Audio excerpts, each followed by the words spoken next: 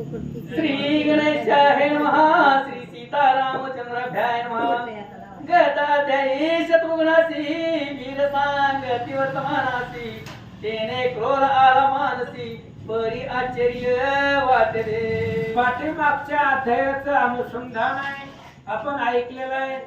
लवाचा पराक्रम त्या सैनिकांनी शत्रुघ्नाला सांगितला. शत्रुघ्नाला राग आला आणि लहान लेकरांनी घोडा पकडला याचं आश्चर्य वाटू लागलं. ऐसे कथानक झाले आता पुढे ऐका वहिले शेष वात्स्यायनाने विधिले तेच तुम्हा सांगितो. आणि इथपर्यंत कथानक पाठीमागच्या अध्यायामध्ये झालं होतं.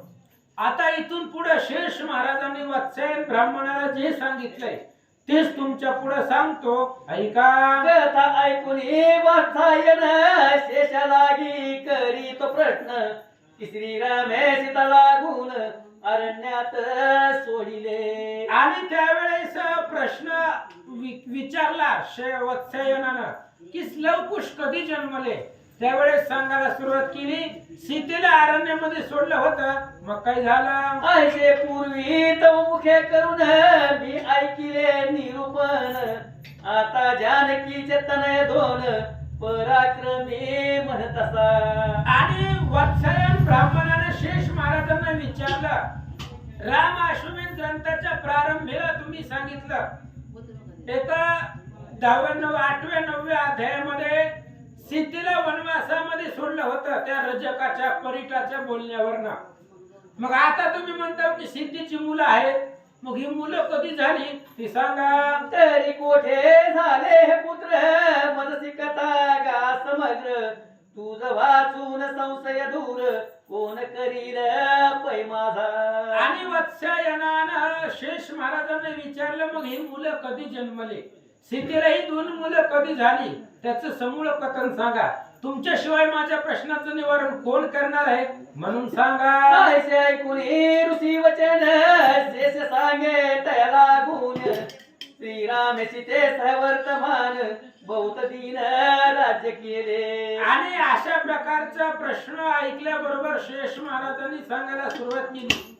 राजा रावणाला मारून आल्यानंतर ना रामचंद्र आणि सीता यांनी अनेक वर्ष अयोध्येचं राज्य केलं. पंचमासाची गर्भिणी असता श्रीराम एक दिनी दोहाळे पुस्तती लागोनी प्रीती धरुने मानसी. आणि पुढे कालांतराने सीता 5 महिन्याची गर्भवती होत्या. त्यावेळेस रामचंद्रांनी डोहाळे विचारायला सुरुवात केली. कारण धर्मशस्त्र ऐसे डोहाळे पुसावे त्यांचे पुरवावे मनोरथ. तेव्हा सीता होऊन लज्जित अधोदृष्टी अवलोकित किंचित हास्य करून वदत मी आश्रयभूत आपुली. आणि रामचंद्रांनी विचारलं सीतेला तिचे डोहाळे तुला काय वाटतं तुझ्या मनामध्ये काय इच्छा आहे. त्यावेळेस सीतेनं लाजल्या मान खाली घातली आणि सीतेने सांगितलं तुमच्याच आश्रयाखाली आम्ही आहोत. माते नसे काही सकळ इच्छा पूर्ण पाही आपुल्या करत सर्व काही प्राप्त आसे मज लागी. त्यावेळेस सीतेने सांगितलं भगवंता तुमच्या आश्रयाखाली असल्यामुळे मला काही कमी नाहीये. तुमच्या आशीर्वादामुळे सगळं प्राप्त आहे. माता सीता बोलता आपणा सारिखे निधान स्वामी असता मज लागून केवी वस्तू पडे न्यून्य काही इच्छा नसे मज. आणि सीतेने सांगितलं तुमच्यासारखे मालक असताना तुमच्यासारखे पती असताना मला काय कमी आहे.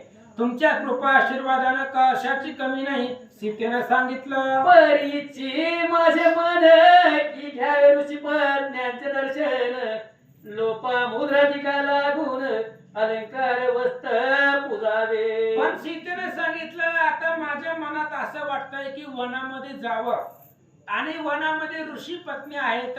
लोपमुद्रा असेल अगस्तींची मंडळी आणि त्या असणाऱ्या ऋषी पुत्रांची ऋषी पत्न्यांची त्यांची वटी भरावी त्यांना वस्त्र अलंकार द्यावं साडी चोळी द्यावी असं मला वाटतंय. तयांचे आशीर्वाद करून आपण सुख लादेल पूर्ण दुजे अशी दिल्या वाचून आपण प्राप्त केली होय. सीतेनं रामाला सांगितलं आपण दिल्याशिवाय भेटत नाही. आपण द्यावं लागतं तेव्हा त्यांचा आशीर्वाद भेटत असतात. त्याच्यामुळे दिल्याशिवाय भेटत नाही ही ब्रीद आहे. म्हणून त्या असणाऱ्या ऋषी पत्न्यांना द्यावं असं मला वाटतं. हेच इच्छा असे माते आणखीन मागे आपणाते ऐसे ऐकून भाषणाते राम संतोष पावले. सीतेने सांगितलं मला एवढंच अपेक्षित आहे, मला बाकी काही नको. असं रामानं ऐकलं. काय करता मग वरते झाले तेसी ऐके मम वचनासी तू धन्य वल्लभ असासी उचित इच्छिलेसी तू आता. आणि सीतेचं बोलणं ऐकलं. ऐकल्याबरोबर रामचंद्राला आनंद वाटला. खूप सुंदर अशा प्रकारचं डोहाळे आहेत तुझे. साधू संतांचं ऋषी पत्नींचं पूजन करावं असं वाटतं. भगवंत बोलतात उदयिक प्रांत काळाच्या ठाई तुझ झाली तो वनी पाही मनोरथ पूर्ती सर्वही तया स्थानी पावता. रामचंद्राने सांगितलं आता रात्र झाले. त्याच्यामुळे आता एवढी रात्र या अयोध्येच्या असणाऱ्या राजमहालामध्ये काळ म्हणली विश्रांती घे आणि उद्या सकाळी सकाळी सूर्य उगवल्याबरोबर तुला वनामध्ये सोडतो. तुला ऋषींचं दर्शन घ्यायचंय म्हणून सोडतो असं रामचंद्र बोलतात. संतोष उनी ऋषी पत्न्यासी आशीर्वादात पावसी सत्यमाने मम वचनासी येई झळकरी परतोनी. रामाने सांगितलं सकाळ सकाळ तुला लक्ष्मणाबरोबर पाठवतो. जा ऋषी पत्न्यांची भेट घे, त्यांची ओटी भर, त्यांचे आशीर्वाद घे, ऋषी लोकांचे आशीर्वाद घे आणि पुन्हा महागारी ये. ऐसे तेचे समाधान करीती श्रीराम आपण तव मध्यरात्र प्रसंगी झान काय वर्तले ते ऐका. अशा प्रकारचे सीतेला रामचंद्र समजावून सांगत होते. तेवढ्या वेळामध्ये मध्यरात्रीला काय घडलं ते ऐका. श्रीरामे तुता लागुनी आज्ञा पिले होते ते दिनी की नगरा माझी जाऊनी तुम्ही रात्री फिरावे. मग रामचंद्राने सीतेला डोहाळे विचारण्याच्या आधी काही असणारे 5-6 सेवक त्यांना सांगितलं होतं तुम्ही गावामध्ये चक्कर टाका, अयोध्या नगरीमध्ये जावा आणि गुपचूप ऐका कोण काय काय बोलतंय. कारण नवा राजा अयोध्येचा राम ही नवीन राजा आहे. मग नवीन राजाबद्दल लोकांचं काय मत आहे हे जाणून घेण्यासाठी 4-5 लोक रामचंद्रांनी पाठवली होती. राहोनिया ग्रहाबाहेरी श्रवण करा गुप्तद्वारी कि मज लागी कैसा उत्तरी नगर जन बोलती. रामचंद्रांनी त्या असणाऱ्या आपल्या दूतांना सांगितलं होतं नगरामध्ये जावा, प्रत्येकाच्या दरवाजा बाहेर उभा राहावा आणि लोक काय बोलतायत, माझ्याबद्दल बोलतात, सीतेबद्दल बोलतात, लक्ष्मणाबद्दल किंवा कोणाबद्दल काय काय बोलतात, लोकांच्या मनामध्ये काय आहे सगळं ऐकून मला सांगा. श्रवण माझी स्तुती करीती कोण मजस निंदिती कवन माझी भक्ती करीती कोण अभक्त हे पाहावे. आणि रामांनी त्या दूताला सांगितलं तुम्ही नगरामध्ये जावा रात्रीच्या वेळेला. कोण माझी भक्ती करत असेल, कोण मला नावही ठेवीत असेल, कोण माझी अभक्ती करत असेल, ही सगळं पहा. कोणाच्या मनामध्ये काय काय माझ्याबद्दल विचार चक्र चालतंय ह्याचा शोध घेऊन मला सांगा. ऐशी आज्ञा ऐकून सहा दूत चोरा परी जाऊन ऐकत घरोघरी भजन होत स्तुती करती रामाची. आणि अशा प्रकारचे 6 दूत रामचंद्राने अयोध्या नगरीमध्ये मध्यरात्रीला पाठवले होते. आणि ती 6 दूत निघाले तर प्रत्येक घरामध्ये रामचंद्राचं स्मरण कीर्तन भजन चालू दिसलं. एके धनिकाचे ग्रह भीतरी सकळ शोभा असे साजिरी तेथे पुत्रासी घेऊन मांडीवरी माता बोले तया ते. आणि एकाच्या घरी ते असणाऱ्या दूतांनी पाहिलं की आईनं आपल्या मुलाला मांडीवरती घेतलेला आहे आणि काय म्हणते, अरे बालकाई चत्रप्त दुग्ध पीर बहुत पुनर्पी न होय ऐसे प्राप्त तुझ लागी कदापि. आणि ती आई आपल्या लेकराला बोलत होती म्हणले दूध वगैरे पी, कारण पुन्हा नाही पुन्हा भेटतंय नाही भेटतंय काय सांगावं असं संवाद चालू होता. याचे कारण ऐक आता राम राजा माझी तत्वता कवना जन्म नसे मागुता मग स्तन्य प्राप्ती केवी होय. आणि ती आई आपल्या लेकराला सांगत होती दूध आताच काय प्यायचंय ते पिऊन घे, कारण हे रामाचं राज्य आहे आणि रामाच्या राज्यामध्ये जन्म आणि मरणच नाही, पुन्हा जन्म नाही.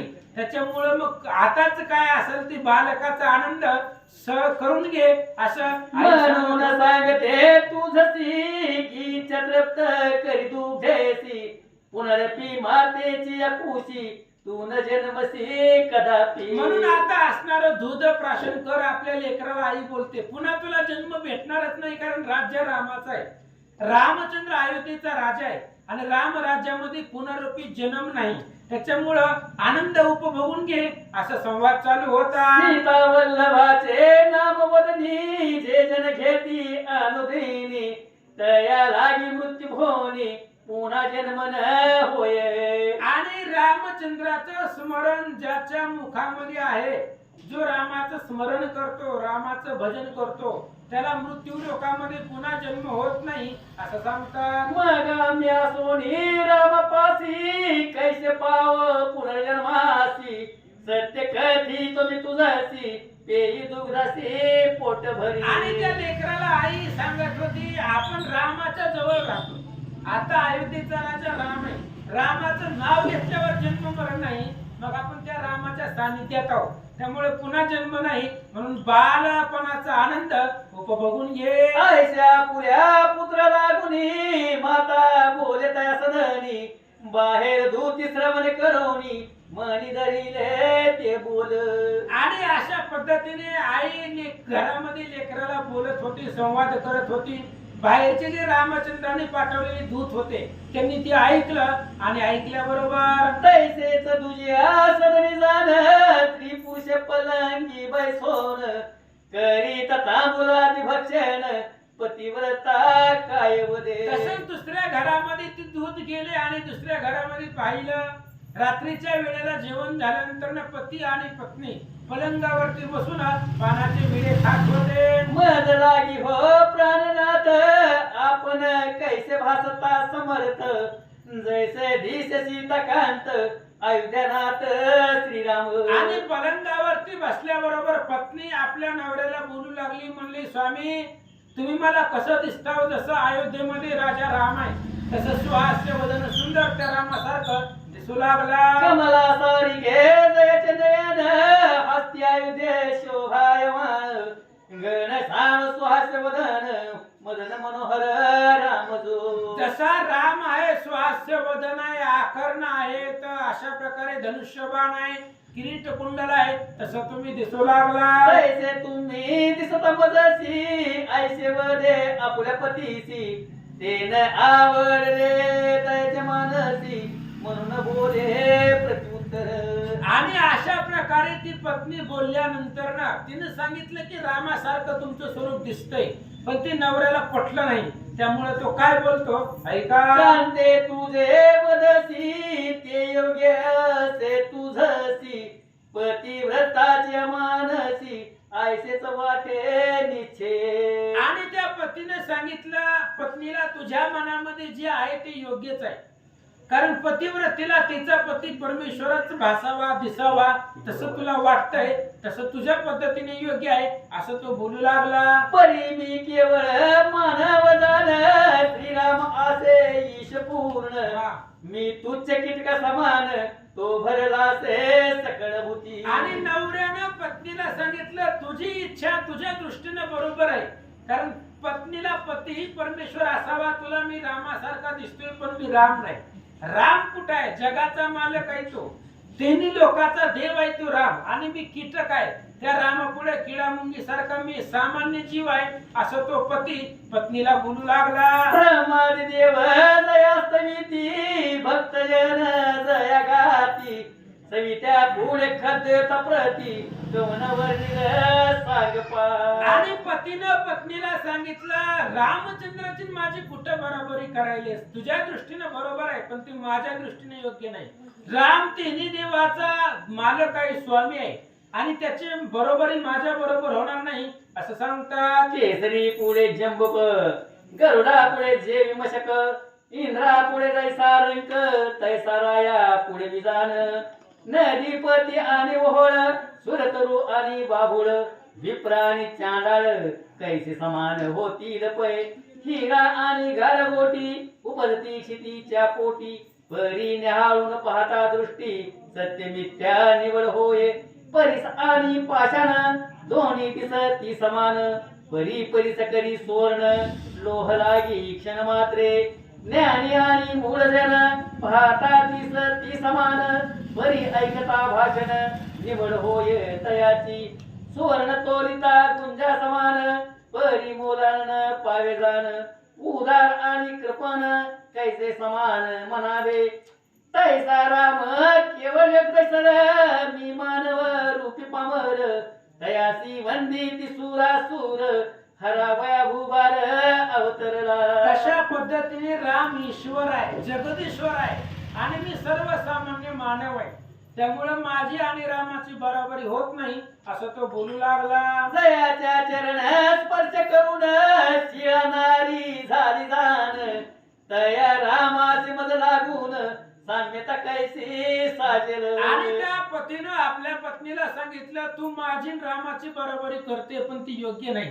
अरे त्या रामाच्या पायी दगडाला लागला तर दगडाची बाई झाली, त्या दगडाचा उद्धार झाला ही त्याच्या चरणामध्ये सामर्थ्य आहे आणि आम्ही काही सर्वसामान्य जळजीव आहोत असं बोलू लागला. ऐसे ऐकून पतीचे वचन प्रेमे दिधले लिंगन इतके पाहून तेथून दूत गेले स्वस्थानी. अशा पद्धतीने पत्नीचं बोलणं पतीचं बोलणं ऐकलं, आनंद वाटला, आलिंगन दिलं, दूतांनी बाहेरच्या ते ऐकलं, निघाले. एके सात्विकाचे आग्रहा लागून दूते ऐसे ऐकून पतीचे वचन प्रेमी दिले आलिंगन इतके पाहून तेथून दूत गेले स्वस्थानी. एके सात्विकाचे ग्रहा लागून दूत पाय छिद्रातून तव पतीसी मंचकी बैसवून कामिनी वदे मधुर उत्तरी. आणि त्या दूतांनी पुढे पाहिले एक सात्विकाच्या घरामध्ये स्त्री पलंगावरती बसली होती. काय म्हणते, या उत्तम शेजवरी शेण करावे प्राणेश्वरा चंदनादी सुगंधनानी परा अंगालागी चर्चिते. आपण ऐसे पुण्यवंत असती ते ऐशा सुखाते भोगीते जे राघवा पराड भोग होती भोग तयासी अप्राप्ते. हे सर्व रामकृपेचे लेणे आपणा प्राप्त झाले जाणे मज सारख्या स्त्रियाशी भोगणे हे सकळ देणे राघवाचे. आणि ती स्त्री आपल्या मालकाला बोलत होती चंदन वगैरे आहे हे सगळं रामाची कृपा आहे म्हणून आहे, रामाचं स्मरण आहे, रामाची कृपा आहे म्हणून सर्व ऐश्वर्य सिद्ध आहे असं बोलू लागले. चंदनादी सुगंधिक पदार्थ पुष्पशय्या मृदू बहुत राम कृपेन होय प्राप्त हे अनर्थ न वदे मी. तिने सांगितलं चंदन असेल, सुगंधित पदार्थ असतील, फुलांचे असणारी मृदू त्या ठिकाणी आरोवार असेल, ही सगळं रामाच्याच कृपेने भेटतात असं सांगते. जे राम भजन न करीती तैन होय अन्न प्राप्ती जुलेने प्राण जाऊ पाहती लागती पंथी मृत्यूच्या. आणि जे रामचंद्राचं स्मरण करत नाहीत ते असणारे नरकाला अधोगतीला जातात असं सांगतात. मग वस्त्रभूषण आदी कोठून ऐसे ऐकून स्त्रियेचे भाषण पतीसी आनंद झाला पूर्ण मने वचन सत्य तुझे. आणि त्या स्त्रीने सांगितलं रामाचं भजन जे करत नाही त्यांना अन्न भेटत नाही, वस्त्र अलंकार कुठून येतील. पतीनं ऐकलं, आनंद वाटला. जो का ज्ञान तमनाशक असे शुद्ध ज्ञान आरक तयाच्या नावे पाप सकळीक दग्ध होय तत्काळ. आणि जो अशा प्रकारचा असणारा रामचंद्र आहे, शुद्ध ज्ञानाचा सूर्य आहे, त्याच्या नावाने सगळी पाप जळून जातात. अग्नी जैसा शुद्ध स्वज्वळ किंवा शांत चंद्र निर्मळ तैसा असे हातामाल नीळ सर्व गुणी सारखा. आणि त्याने सांगितलं अग्नी प्रखर तेजस्वी असावा, शीतळ चंद्र दिसावा, तशा प्रकारचा राम सर्वाला समान सारखा आहे असं संवाद करतात. तू ओळखीलासी राम पूर्ण म्हणून स्तुती करीसी जाण धन्य कांते तुझ समान दुजी नसेल भूमंडळी. वाटली. आणि त्यानं सांगितलं तू राम पाहिला, रामाचं वर्णन करतोय, राम डोळ्यानं बघितलं, तुझ्यासारखी भाग्यवान तोच. तुझे अन्य जन्मीचे पुण्य म्हणून ओळखीले से रामाला गुण. आता तुझे सकळ अज्ञान हरपले जाण सत्यची. पतीनं पत्नीला सांगितलं तुझं अनंत जन्माचं पुण्य एकत्र झालं आणि तू रामाला पाहिलं. रामाला पाहिल्यामुळे तुझं सगळं अज्ञान संपलं असं सांगतात. सकळ भोग आणि विलास क्षण मात्रे जातील यास. म्हणून जोडणे अक्षय सुखास मग जन्म मरण पुन्हा न ये. आणि त्या रामाचं दर्शन झालं की सगळे सुख तुच्छ वाटतात आणि राम दर्शनापुढे जन्म आणि मरण संपलं जातं. आयशा कुणी वचनाते आनंद झाला दूत मनाते. मग राम नाम स्मरण पंते आपुल्या स्थानी चालिला. आणि अशा प्रकारे बाहेरच्या दूतांनाही घरातल्या रामचंद्राचं विषयीचं बोलणं ऐकलं, आनंद वाटला, पुढे निघाले. तुझ्या पाहे राहुल गुप्त तो एक सभ्य ग्रहस्थ घेऊन आपुल्या कांते प्रत सुवर्ण मंच की वैस. आणि पुन्हा ही सगळं मध्यरात्री दूतांचा प्रवास आहे. 3-4 घरामध्ये गेले आणि आता पुढच्या घरामध्ये गेल्याबरोबर पती पत्नी पलंगावरती बसले होते. करी राम कथा गायन तव कांता बोले पती लागून. आम्ही जन्मोनी धन्य झालो अयोध्ये माझारी. आणि त्या पती पत्नी बोलत होते, बाहेरनं दूत ऐकत होते, आम्ही धन्य आहेत कारण अयोध्येमध्ये जन्म भेटला आणि राम राजा भेटला, यामुळे आपण भाग्यवान आहोत असं ते संवाद करतात. आमुता राजा रामचंद्र दया पुढे तूचे देवेंद्र. सकळ प्रजेचे कराव्या भद्र करुणा सागर अवतरला. आणि ती पती पत्नी बोलत होते, आमचं आपलं भाग्य खूप भाग्यवान आपण आहोत. आपल्याला राजा राम आहे आणि त्या रामचंद्रा पुढे इंद्र सुद्धा फिक्का आहे आणि आपला उद्धार करायलाच तो अवतरला असं संवाद करत होते. पुत्रा समान प्रजा पालन जो का करीतो दया घन. देवा लाग्या शक्य झान आयचे कर्मे जन केली. आणि अशा प्रकारचा असणारा राम आहे, आपल्या मुलाप्रमाणे आपल्या प्रजेचा सांभाळ करतो असा राजा भेटणं खूप दुर्मिळ आहे असं संवाद चालू होता. सागरी तारी पाशन वदिला दुष्ट दशानन.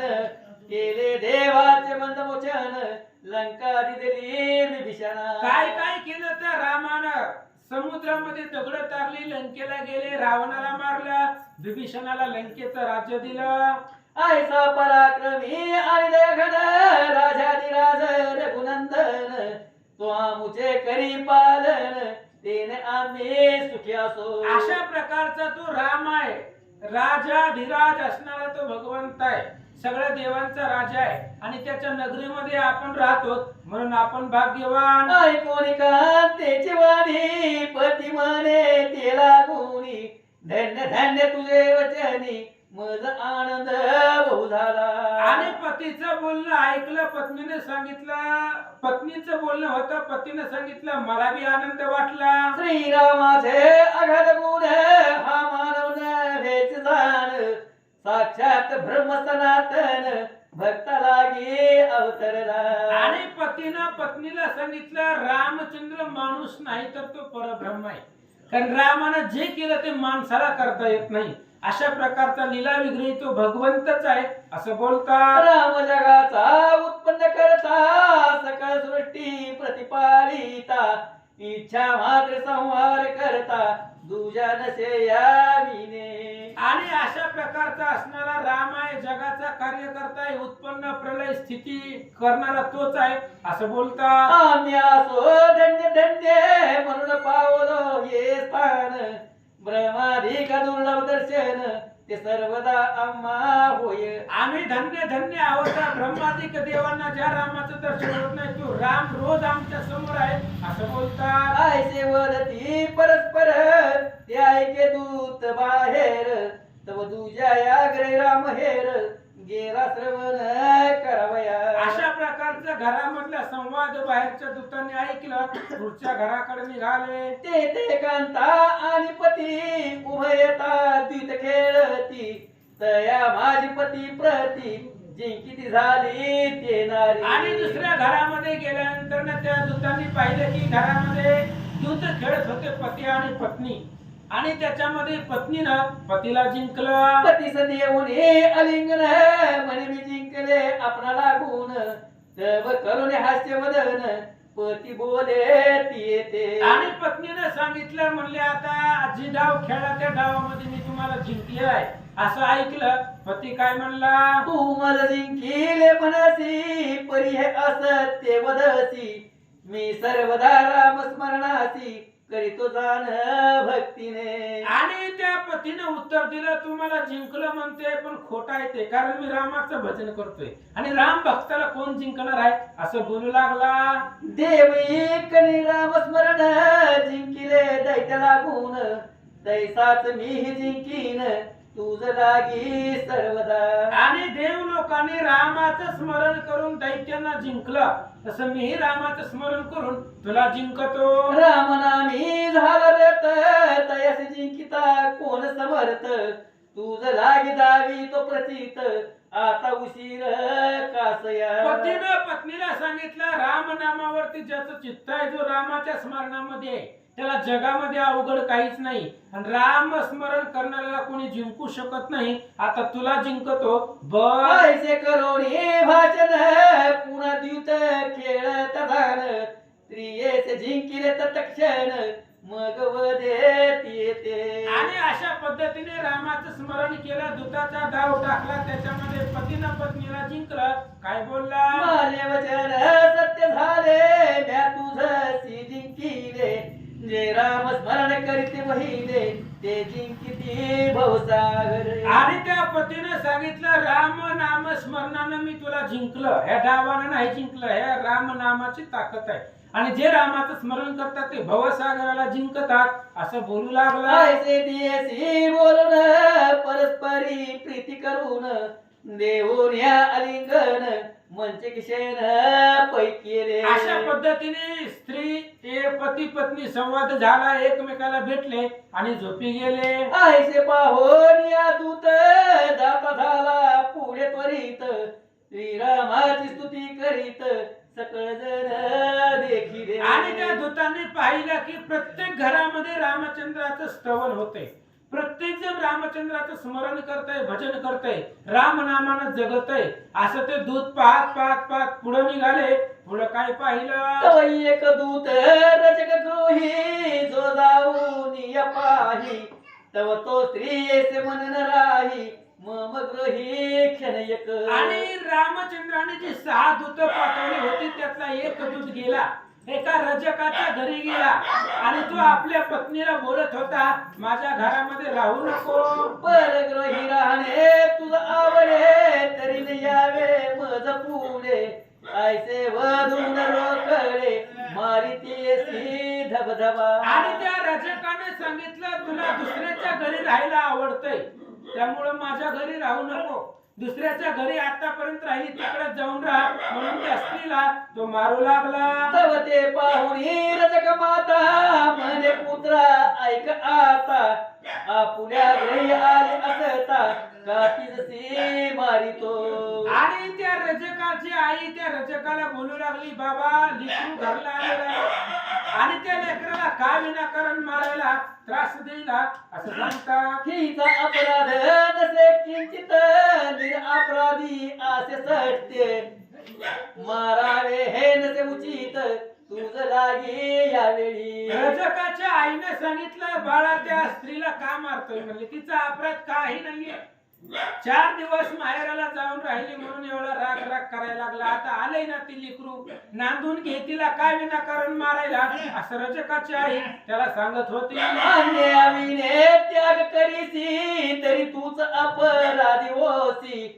ईश्वर दंडील तुझसी ऐक वचन माझे पै. रजकाच्या आईनं सांगितलं, अन्यायाशिवाय स्त्रीला का मारायला, कारण तिला जर मारलं तर आता काय नाही, पण भगवंत तुला पुन्हा दंड करील, मग तो अपराध आहे, अन्यायी होशील असं बोलू लागले. आईचे ऐकून मातेसी म्हणे ऐके वचनासी.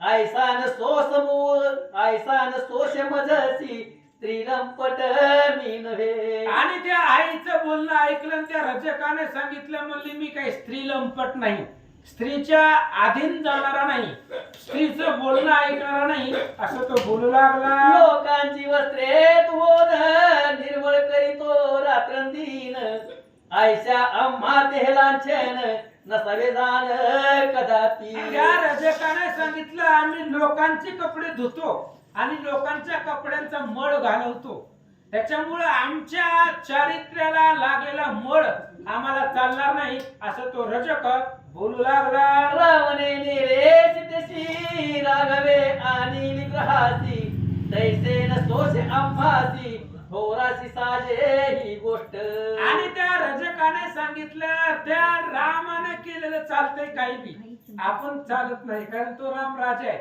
आणि मोठ्या लोकांना काही बी करू खपून जाते. आपलं बारक्याचं चालत नाही, उघडकीला येते. आता ती राम राजा आहे, त्याला कोण बोलणार आहे कसं जरी वागला तरी. त्या रामाची बायको अशोक वनामध्ये रावणाच्या राक्षसाच्या घरी 6 महिने राहिली. रामानं काय विचारलं का, तिला डायरेक्ट घरामध्ये घेतलं. ती मोठ्या लोकांचं आहे, त्यांनी केलेलं चालतंय, आपण बारके आहोत, आपण केलेलं चालत नाही, असं रजक बोलू लागला. राये जरी अन्याय केला तरी न्यायच पाहिजे मानीला, बरी ईश्वर तयाला शिक्षा करील निश्चय. आणि त्यावेळेस त्या रजकाने सांगितलं, तो रामही काही बी करू शकतो आणि त्या राजाने केलेला जो अन्याय असू द्या, ती अन्याय असला तरी ती राजासाठी न्याय असते. राजाला कोण बोलणार आहे, तो स्वतंत्र आहे, पण भगवंत बघून घेईन त्या रामाला काय दंड करायचं ते देव बघून घेईन, असं तो बोलू लागला. परग्रहासी जाऊनी जी स्त्री राहिली निशंकपणी, तीच मी आपुल्या सदनी येऊन देई सर्वथा.